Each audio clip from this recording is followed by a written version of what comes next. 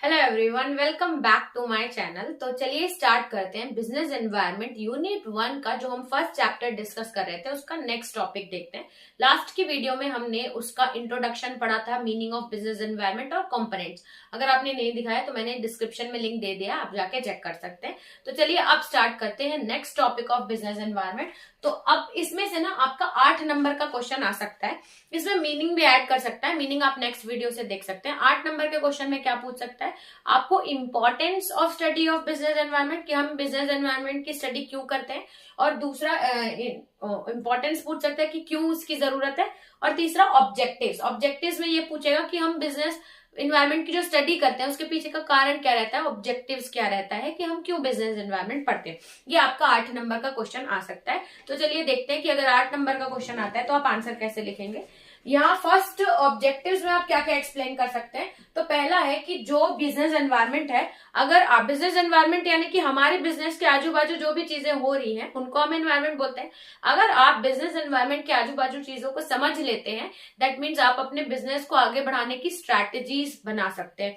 कि आपको पता है कि अगर सामने वाला कोई नया बिजनेस ओपन कर रहा है आपसे रिलेटेड, तो फिर आप अपने बिजनेस को और कैसे अच्छा चला सके उसकी आप स्ट्रैटेजी बनाएंगे। लेकिन कब बनाएंगे, जब आपको सामने वाले बिजनेस एनवायरनमेंट की खबर हो। तो पहला है कि हम क्यों पढ़ते हैं, तो पहला है it provides inputs for strategic decision. हम डिसीजन कैसे लें, गवर्नमेंट सरकार कुछ अगर नई पॉलिसी ले आ रही है, ये सब अगर हम जानेंगे तो हम डिसीजन कैसे लेंगे, ये हमको बिजनेस एनवायरनमेंट की स्टडी से पता चलता है।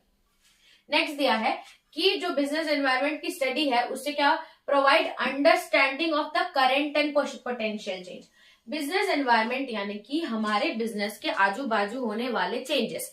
तो अगर आप अच्छे से स्टडी करते हो बिजनेस एनवायरनमेंट की, तो इससे हमको ये पता चल जाएगा कि क्या करेंट चेंजेस होने वाले हैं और आगे क्या चेंज होंगे। जो भी चेंज होंगे, मान लो अगर रॉ मटेरियल अगर आप कुछ बना रहे हो, स्टील का कुछ सामान बनाते हो, स्टील महंगा होने वाला है, या आपको गवर्नमेंट से पता चला है, बिजनेस एनवायरनमेंट से पता चला है, तो उस तरीके से आप स्टील को ज्यादा मंगा के रॉ मटेरियल स्टोर करके रखोगे।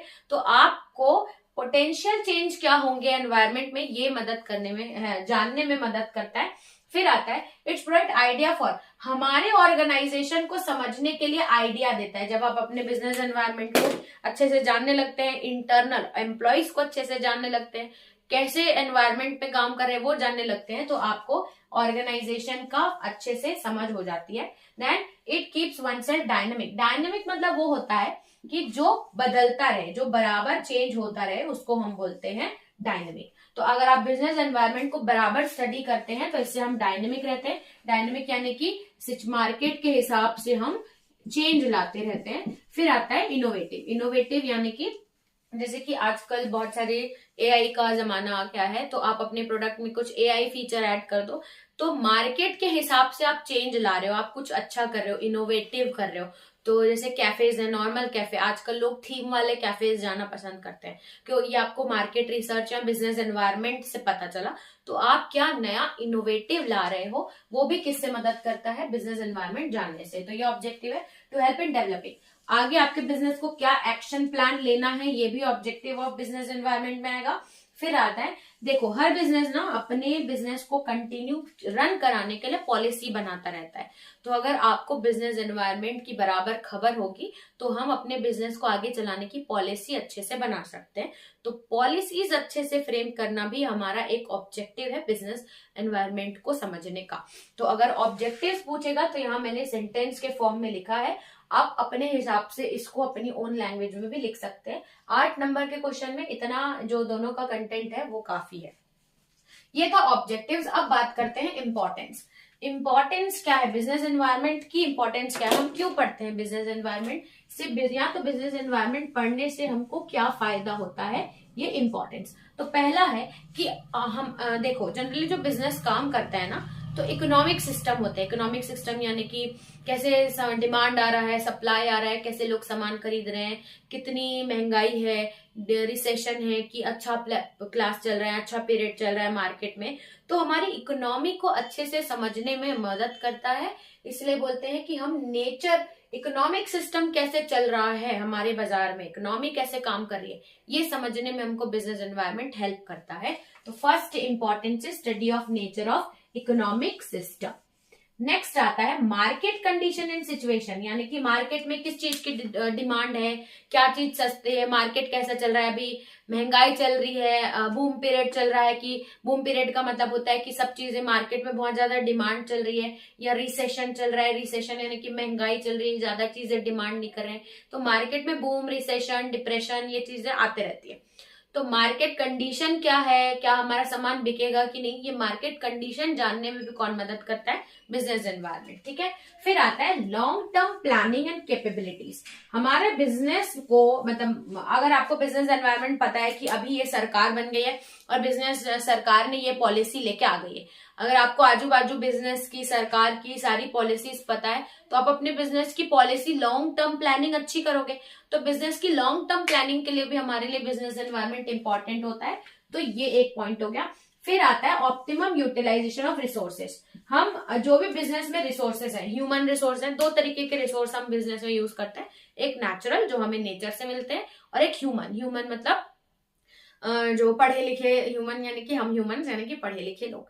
तो आप किस तरीके से ये रिसोर्सेज का यूज कर रहे हो, ये भी कौन बताता है, बिजनेस एनवायरनमेंट। बिजनेस एनवायरनमेंट की समझ से हम रिसोर्सेज का अच्छे से यूज करते हैं। तो ऑप्टिमम यूटिलाइजेशन ऑफ रिसोर्सेज। फिर अगर आपके बिजनेस को कंटिन्यू प्रॉफिटेबल बनाना है, ये भी एक इंपॉर्टेंट है, बिजनेस को कंटिन्यू प्रॉफिटेबल बनाना है, तो वो कौन मदद करता है, बिजनेस एनवायरनमेंट। कैसे, अगर आपको रूल्स एंड रेगुलेशंस पता चल गए, मार्केट की रीसेंट स्ट्रैटेजीज पता चल गई, रीसेंट चेंजेस पता चल गए, तो आप अपने बिजनेस की पॉलिसी को उस तरीके से चलाओगे। आपको पता है कि बिजनेस एनवायरनमेंट में अब लोग क्या डिमांड कर रहे हैं, आप एनवायरनमेंट से बहुत अच्छे से कनेक्टेड हो, तो आपको पता है लोगों की अब ये डिमांड होगी, तो उस हिसाब से आप अपने प्रोडक्ट को चेंज करके अपने बिजनेस को लंबे समय तक उस प्लेटफॉर्म पे चला सकते हो। होता क्या है कि जो एनवायरनमेंट है ना हमारा, कंटिन्यूअसली चेंज हो रहा है, लोग कभी कुछ और डिमांड कर रहे हैं, कभी सोशल मीडिया में कुछ वायरल हो रहा है वो डिमांड कर रहे हैं। तो अगर एक बिजनेसमैन बराबर चेंज नहीं लेके आएगा एनवायरनमेंट के हिसाब से, तो उस बिजनेस को सरवाइव करना मुश्किल हो जाएगा। तो अगर हमको कंटिन्यू प्रॉफिटेबल रहना है, तो हमें बिजनेस एनवायरनमेंट से कनेक्टेड रहना पड़ेगा। Next one is economic policy. देखो गवर्नमेंट ना कभी कुछ टैक्स सिस्टम, कभी जीएसटी या बहुत सारे ऐसी पॉलिसीज लेके आते रहती है। तो अगर आप बिजनेस एनवायरनमेंट से कनेक्टेड हो, तो हमें ये पता रहेगा कि गवर्नमेंट की पॉलिसीज क्या है। तो अगर हमें गवर्नमेंट की इकोनॉमिक पॉलिसीज की समझ है, तो हम अपने बिजनेस को अच्छे से चला पाएंगे। That is economic policies of government. फिर आता है टेक्नोलॉजिकल अपग्रेडेशन। आजकल के जमाने में टेक्नोलॉजी बहुत ज्यादा हेल्प करी बिजनेस को ग्रो करने के लिए। अगर आप बिजनेस एनवायरनमेंट से कनेक्टेड नहीं हो, आपको नहीं पता मार्केट में क्या क्या न्यू टेक्नोलॉजी आई है, तो आप ओल्ड मेथड से ही उस प्रोडक्ट को बना रहे होगे। ओल्ड मेथड से में ना डिजाइन होगी, ना फीचर, ना कलर, तो शायद मार्केट डाउन हो सकता है उस प्रोडक्ट का। लेकिन अगर आप टेक्नोलॉजी को बराबर अपडेट कर रहे हो, अगर टेक्नोलॉजी अपग्रेड हो रही है, तो न्यू स्किल्स आ रहे हैं, आप न्यू आइडियाज ढूंढ रहे हो, इनोवेटिव तरीके से प्रोडक्ट बना रहे हो, दैट मीन्स वो मार्केट में चलने की चांसेस ज्यादा है। तो टेक्नोलॉजी अपग्रेड भी हम कर पा रहे हैं with the help of business environment. तो इंपॉर्टेंस ऑफ बिजनेस एनवायरनमेंट में मैंने 7 पॉइंट डिस्कस किए हैं, आप अपने ओन वर्ड्स में इसको एक्सप्लेन कर सकते हैं। सो आई होप आपको समझ में आया होगा। इस वीडियो में हमने डिस्कस किया ऑब्जेक्टिव्स एंड इंपॉर्टेंस। तो इस वीडियो में इतना ही रखते हैं, चलते हैं नेक्स्ट वीडियो में, देखते हैं नेक्स्ट टॉपिक। तब तक के लिए थैंक्स फॉर वॉचिंग।